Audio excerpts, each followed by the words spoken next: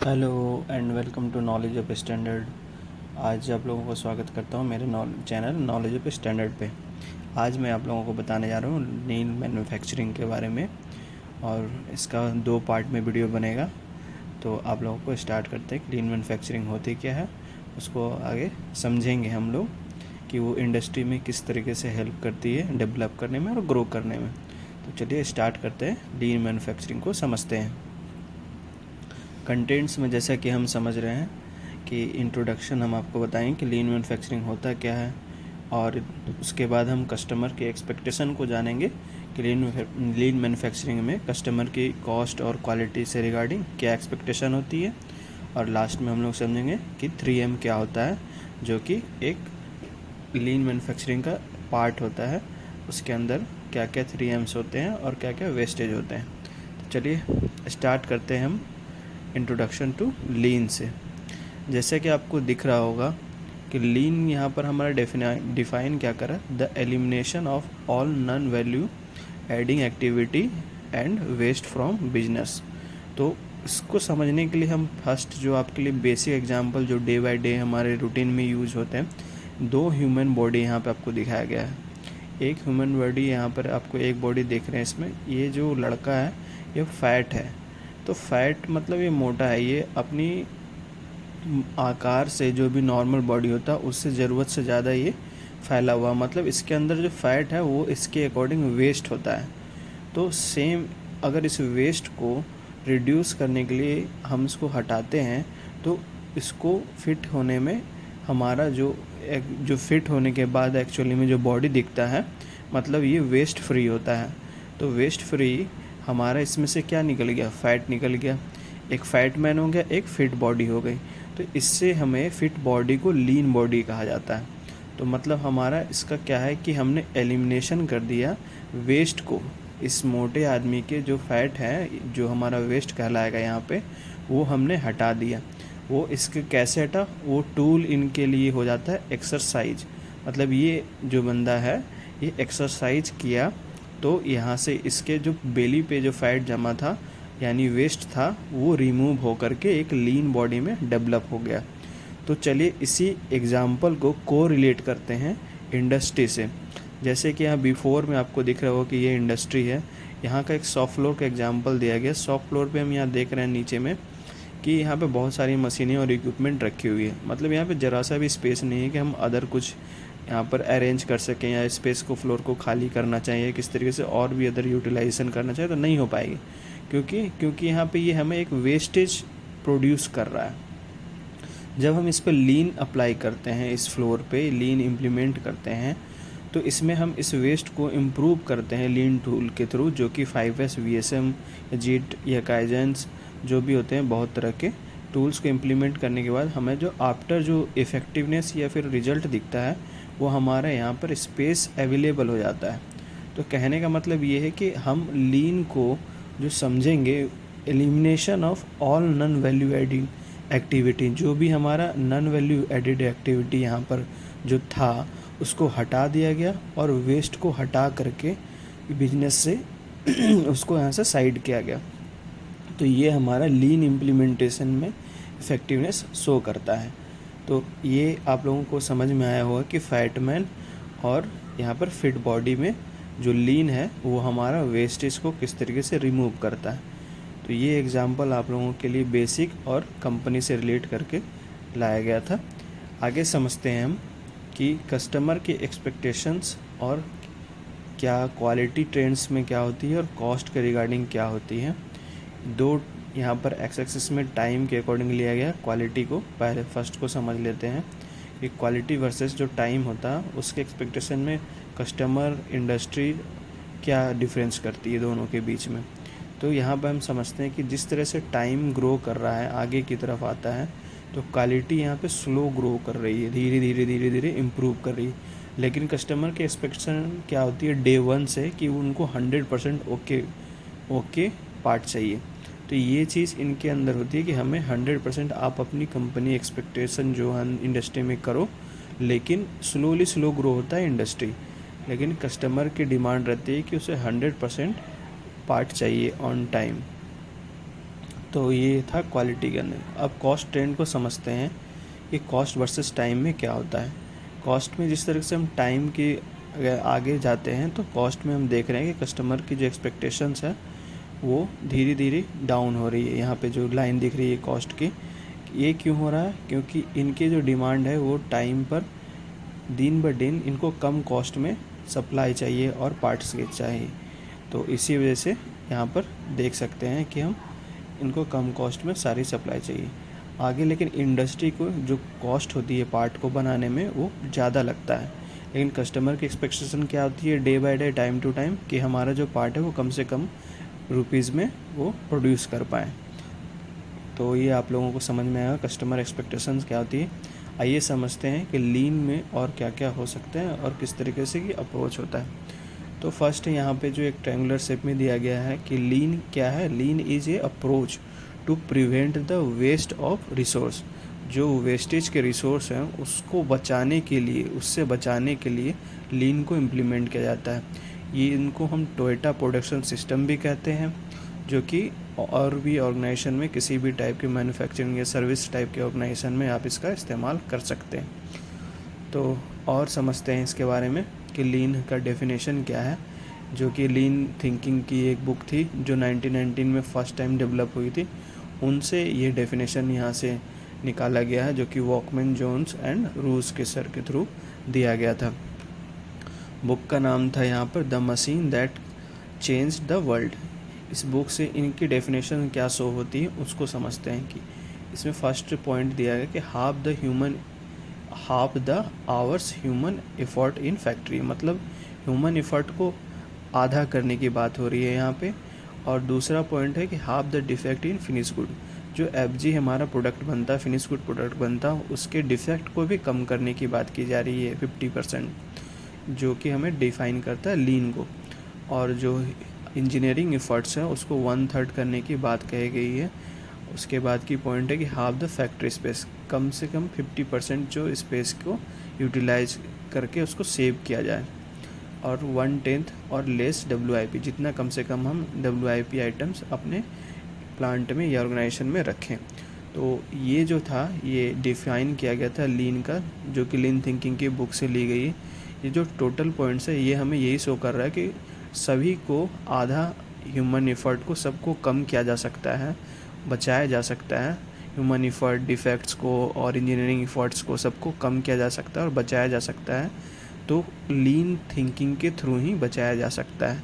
यानी हम किसी कंपनी में, किसी ऑर्गेनाइजेशन में लीन को इम्प्लीमेंट करेंगे तो सारी चीज़ें जो है हमारी आधी हो सकती है, जिससे हमें काफ़ी इम्प्रूवमेंट देखने को मिलेगी। और भी समझते हैं इसके बारे में कि जो ताइची ओहानो के बारे में मैं आपको समझा देता हूँ फर्स्ट, जो कि father of Toyota production system थे, जो कि इनकी फर्स्ट जनरेशन जो थी ताइची ओहानो की थी टोयोटा प्रोडक्शन में। तो इनके बारे में थोड़ा सा बेसिक डिटेल ये है कि इनका जन्म 1912 को हुआ था और इनका एक्सपायर कर गए थे ये 1990 में। तो जो ये ताइची ओहानो थे ये जापानीज़ इंडस्ट्रियल इंजीनियरिंग और बिजनेसमैन थे। इनके थ्रू ही लीन मैन्युफैक्चरिंग को डेवलपमेंट दिया गया था। ऐसे बहुत सारे और भी लोग थे जिनका रोल था लीन मैन्युफैक्चरिंग में, लेकिन इनका जो डेवलपमेंट और वेस्ट का फाउंडेशन थी वो इनके थ्रू दी गई थी, जिसके अंदर इनके कई और टूल भी थे, just in time manufacturing, kanban, jidoka, और इनके एग्जांपल्स जो भी ये हम लोग इनको समझेंगे आगे। तो ये थे Taiichi Ohno, father of lean manufacturing. अब समझते हैं अब कि लीन मैन्युफैक्चरिंग की डेफिनेशन, फिलॉसफी क्या होती है। तो लीन मैन्युफैक्चरिंग क्या है कि एक मैन्युफैक्चरिंग फिलॉसफी जो डिमांड करता है शॉर्टर लीड टाइम।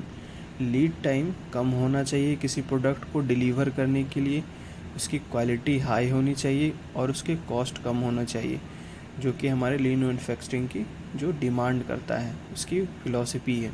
कैसे होगी वो? इम्प्रूवमेंट हमारे फ्लो होना चाहिए, फ्लो में 1 वे 1 फ्लो चाहिए, मतलब किसी प्रोसेस में मतलब रिपीटिवली कोई प्रोसेस ना हो, 3rd time 4th time, 1 to 1 process continue चले और वेस्ट को हटा करके और वेरिएशन को कम करके हम उसको लीन मैन्युफैक्चरिंग को यूटिलाइजेशन कर सकते हैं। जो कि हमारा लीन मैन्युफैक्चरिंग का डेफिनेशन शो करता है।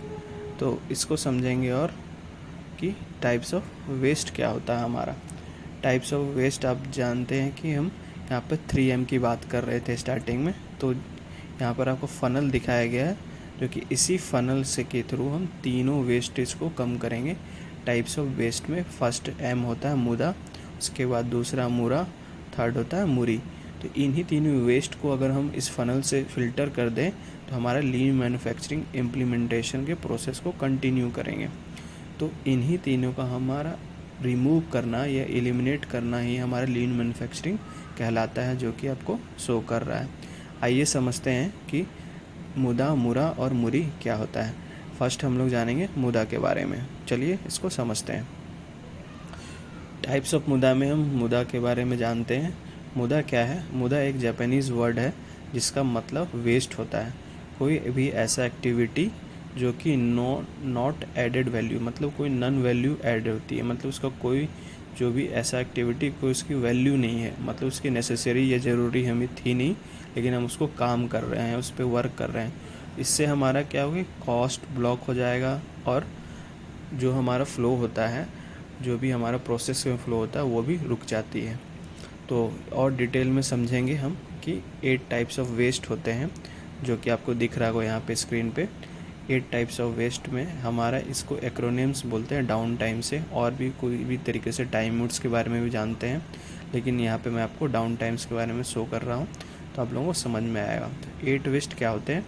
फर्स्ट में डिफेक्ट होता है, उसके बाद over production, waiting, non utilize talent, transportation, inventory, motion और एक्स्ट्रा प्रोसेसिंग। ये 8 वेस्ट होते हैं जिनके कारण लीन मैन्युफैक्चरिंग के अंदर आइडेंटिफिकेशन में करके इनको रिमूव करते हैं और एलिमिनेट करते हैं, तब हमारा इम्प्रूवमेंट होता है प्लांट के अंदर, जो कि लीन का एक पार्ट होता है।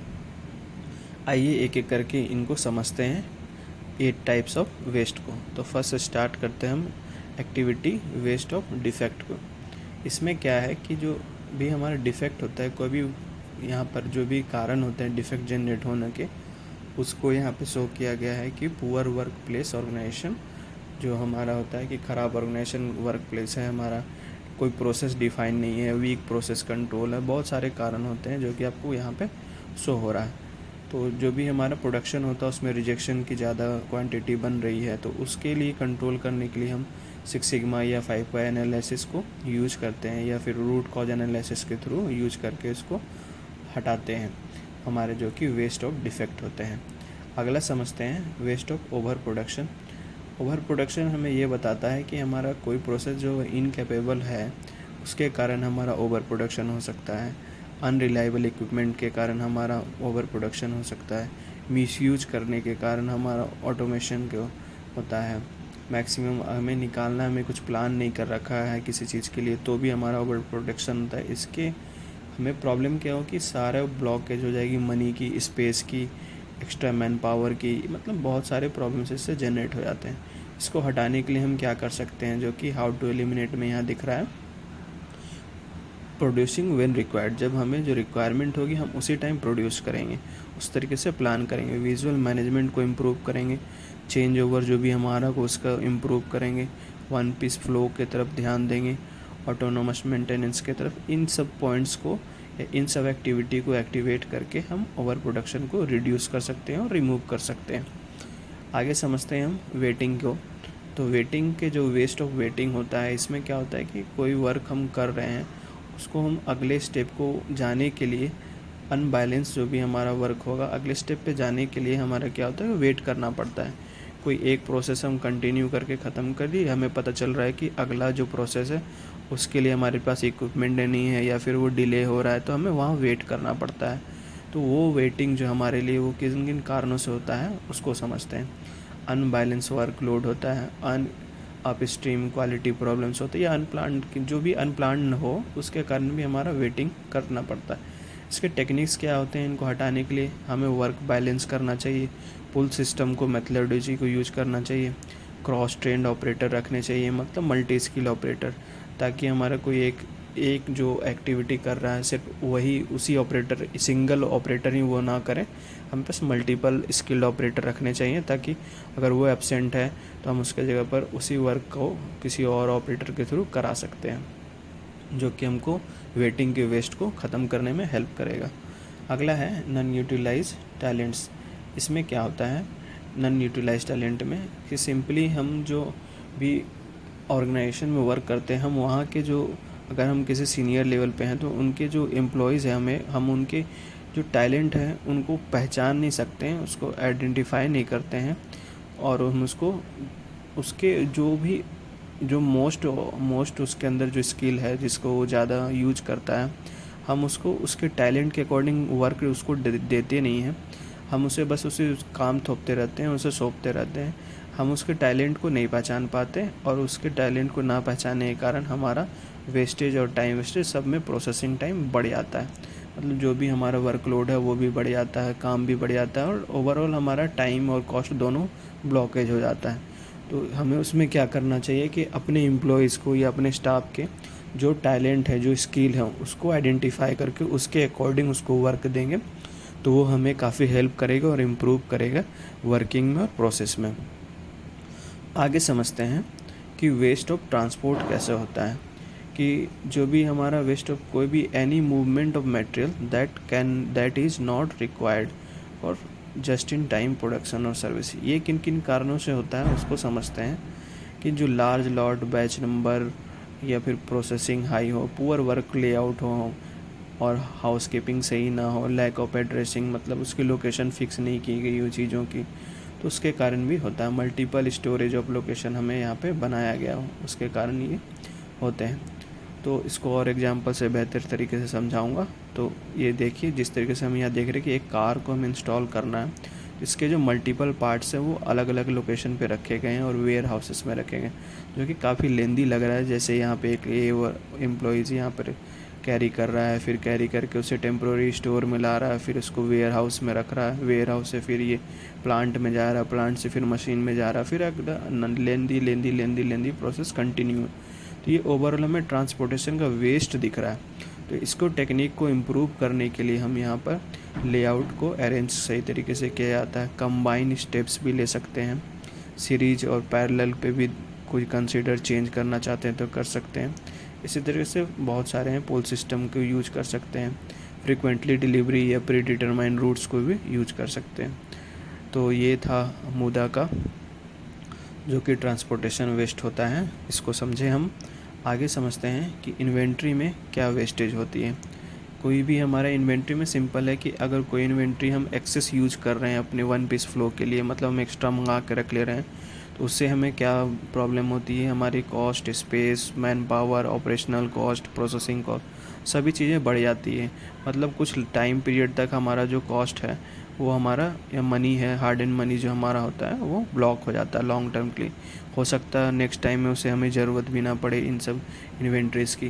तो इन सब प्रॉब्लम्स के कारण भी वेस्टेज होती है इन्वेंट्री को। इसीलिए इसको रिमूव भी कर सकते हैं कि हम जिट को अप्लाई करके, कि जितना हमें ऑर्डर है, जितना प्लान है, उसको उसी टाइम पे मंथ वाइज या वीक वाइज ख़त्म करके इन्वेंट्री को हम वेस्टेज होने से बचा सकते हैं। आगे समझते हैं motion of waste of motion को। इसके अंदर क्या होता है कि any movement that does not add value, मतलब कोई भी हम मूवमेंट कर रहे हैं कंपनी के अंदर या ऑर्गेनाइजेशन, जिससे कि हमें वहाँ पर कोई फ़ायदा नहीं मिल रहा है, उसका कोई यूज ज़रूरत ही नहीं था, लेकिन हम उसे किए जा रहे हैं। तो इसको समझेंगे कि ये किन किन कारणों से होता है। इसको यहाँ पे दिख रहा है कि जैसे मदर ऑफ प्रोडक्टिविटी वेस्ट, मतलब प्रोडक्टिविटी का जो वेस्ट है उसको, जिनको मदर कहा जा रहा है, वो वेस्ट को, मोशन को ही कहा जा रहा है। तो मोशन किन किन कारणों से मोशन वेस्ट होते हैं उसको समझते हैं। कि वर्क प्लेस हमारा जो डिज़ाइन है वो बेकार है, मतलब अच्छे नहीं है, उनको ठीक तरीके से डिफ़ाइन नहीं किया गया ताकि वो जो कंसिस्टेंसी हमारा वर्क है, प्रोसेस है, वो अच्छे तरीके से चल सके। पुअर इक्विपमेंट, हम ख़राब इक्विपमेंट यूज कर रहे हैं, उसके कारण भी हो सकता है। ओवर प्रोडक्शन करते हैं जिसके कारण भी हमारा हो सकता है। Waste of motion leads to the increase in process time, मतलब हमारा प्रोसेस टाइम को बढ़ाता है वेस्ट ऑफ मोशन। मोशन जो हमारा वेस्ट है वो प्रोसेस टाइम को ज़्यादा कर देता है। इसको हटाने के लिए हम क्या क्या कर सकते हैं, टेक्निक से इम्प्रूवमेंट करेंगे अपने वर्क प्लेस को, डायग्राम से डायग्रामिकली डिज़ाइन कर सकते हैं, फ्लोर इम्प्रूवमेंट कर सकते हैं, बहुत सारे और भी हैं। तो इसको और डिटेल से समझते हैं मोशन को। मोड ऑफ मोशन क्या है कि जैसे एग्जांपल में देख रहे हैं कि कार का कुछ असेंबली या कोई पार्ट्स हो रहा है, तो फर्स्ट ये पेज में हम यहाँ पे समझ रहे हैं कि फर्स्ट जो एक्टिविटी 1 to 5 6 एक्टिविटीज़ के अंदर हैं, जो कि वो नंबरिंग वाइज से करनी है, लेकिन इसको पहले एक्टिविटी के बाद ये यहाँ पर जा रहा है, फर्स्ट एक्टिविटी के बाद दूसरा यहाँ, दूसरे के बाद तीसरा यहाँ, तीसरे के बाद चौथा यहाँ, मतलब ये जम्बलिंग हो रखा है इसके अंदर, 4 5 कहीं और है, 6 कहीं और है, मतलब टोटल 6 एक्टिविटी में से बार बार राउंड और मूव टू मूव होना पड़ रहा है। तो इससे ये हरास हो रहा है कि वर्किंग ऑर्डर इसका चेंज है कि कैसे किया जाए, इसे समझ में नहीं आ रहा। तो यहाँ पर हमने इसके वर्क प्रोसेस को इजी कर दिया कि स्टेप बाय स्टेप करें, तो ये टाइम टू टाइम इसे इजी पड़ गया कि किस तरीके से वर्किंग करनी है। जैसे कि 1 के बाद 2, 2 के बाद 3, 3 के बाद 4, 4 के बाद 5, 5 के बाद 6, ये रोटेशन में से समझ में आ रहा है कि कैसे कैसे स्टेप करनी है। तो ये इजी वे में ये समझ के कर सकता है। लेकिन यहाँ क्या हो रहा है कि इसे बार बार घूमा जा रहा है, कौन सा नंबरिंग कहाँ है, कौन सी एक्टिविटी कहाँ हो रही है, इसे ठीक से क्लियर हो ही नहीं रहा, जो कि हमारा मोशन या भाग दौड़ में ही रह जा रहा है। वेस्टेज और टाइम दोनों यहाँ पे प्रोसेसिंग टाइम को बर्बाद हो रही है। तो आई होप आप लोगों को समझ में आया होगा मोड ऑफ मोशन को। आगे समझते हैं ओवर प्रोसेसिंग को। ओवर प्रोसेसिंग क्या होता है कि efforts which add no additional customer value to the part. कोई ऐसा काम हम कर रहे हैं पार्ट के अंदर, या ऐसा प्रोसेस कर रहे हैं जो कि कस्टमर की नीड नहीं है, वो चाहता भी नहीं है, लेकिन हम उसे एक्स्ट्रा प्रोसेस कर रहे हैं, एक्स्ट्रा इंस्पेक्शन कर रहे हैं ताकि हमारा पार्ट ख़राब ना हो। लेकिन हमें कस्टमर की वो डिमांड ही नहीं है, आप उसको किए जा रहे हो क्यों? क्योंकि हमें डर है, मिथ है हमारे अंदर कि ये ख़राब हो सकता है। तो इसके कारण क्या क्या हो सकते हैं उसको समझते हैं। जैसे रिडंडेंट स्टेप होता है, लैक ऑफ ट्रेनिंग, क्योंकि हमारे पास नॉलेज नहीं है। अनक्लियर कस्टमर रिक्वायरमेंट, कस्टमर के रिक्वायरमेंट आपको क्लियर नहीं है कि लॉजिकली क्या है, प्रोडक्ट सर्विस चेंज हो सकता है, या आपने किसी की बिना हेल्प के, बिना नॉलेज के कस्टमर को आपने कोई प्रोसेस चेंज कर दिया है। इन कारणों से ओवर प्रोसेसिंग को वेस्टेज हो सकता है। तो इसको हटाते कैसे हैं, जो कि टेक्निक है इसके, improvement in process design. Process design को इम्प्रूव कर सकते हैं, सिंक्रोनाइज कर सकते हैं प्रोसेस को कस्टमर के अकॉर्डिंग, क्वेश्चन पर्पस भी रख सकते हैं हर एक स्टेप पर। इस तरीके से अपने ओवर प्रोसेस को कंट्रोल कर सकते हैं और रिमूव कर सकते हैं वेस्टेज को कम करके। तो ये आप लोगों को समझा चुका हूँ मुदा के बारे में। अब समझते हैं मुरा क्या होता है।